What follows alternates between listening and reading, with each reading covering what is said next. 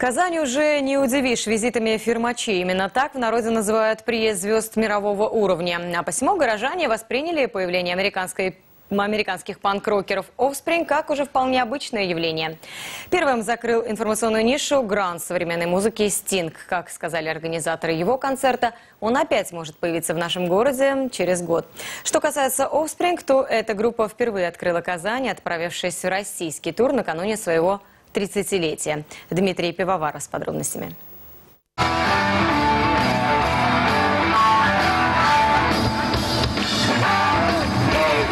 Рок-поп-исполнители разных лет приезжают в Казань или находясь в состоянии забвения у себя на родине, или чувствуя, что только Россия способна принять ветеранов-старичков сцены. В большинстве случаев происходит все именно так. Европейские мастера все никак не могут ни с кем проститься и кочуют из года в год по одним и тем же городам и весям. Так происходит и с группой Scorpions, объявляющей ежегодно о прощальном туре. Тем не менее, планку качества метро не снижают.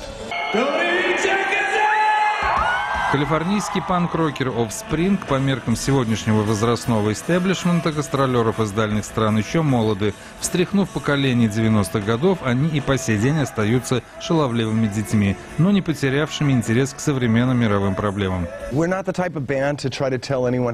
не пытаемся кому-либо рассказывать, как нужно жить. У нас свое мнение и о социальных проблемах, и политических вопросах. Мы стараемся продвигать их, почему бы и нет. Но как группа, как музыканты и артисты, мы стараемся задавать вопросы, что правильно, а что нет, что происходит с миром, поставить вопросы, дать людям возможность задуматься самим.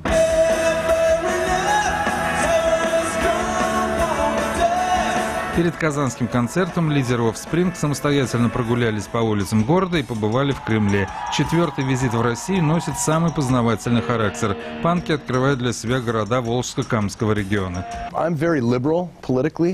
Я очень либерален в политических взглядах. Безработица – важная тема. Минимальная заработная плата, права геев – для меня важный вопрос в моей стране. Разрыв между очень богатыми и бедными. Средний класс сокращается и падает ниже черты бедности. Это нечестно.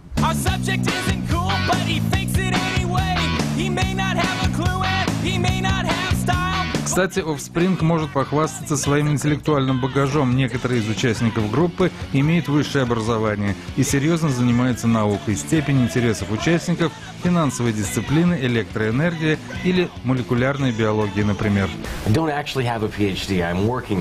У меня пока нет докторской степени, я сейчас работаю над получением ее. Может быть, год или два осталось. Я долго учился, честно говоря, чтобы избежать работы. Сейчас я учусь, потому что хочу сделать свой вклад в медицинские исследования. После того, как получу степень, я не знаю, к чему это приведет. Просто хочу чувствовать, что сделал что-то хорошее.